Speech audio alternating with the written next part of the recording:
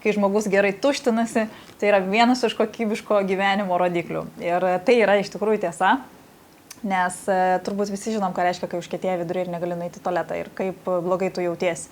Ir, pavyzdžiui, nėštumo metu, kada būna, taip būna dažniausiai ir būna dar reikia geležį gerti, tada dar apsunkina šitą situaciją, tai tos dienos būna tikrai labai blogos ir blogai jautiesi, nes tiesiog nepakakojai.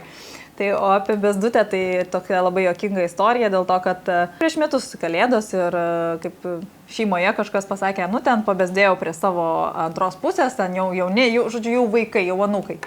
Ir šeimoje sako, nu kaip tu čia taip galėjai, sako, nu taigi pas mus šeimoje įprasta. Nu ir toks buvo komentaras, galbūt Aidos šeimoje tai yra įprasta. Nu, bezdalai, mano temos, nes iš tikrųjų manau, kad jeigu peristaltika, kaip sakau, gera, tai viskas yra gerai. Galėčiau apie tai kalbėti ilgai. Ir jeigu kam nors tikrai nepatinka tas dalykas, galite neklausyti, prašome perjungti.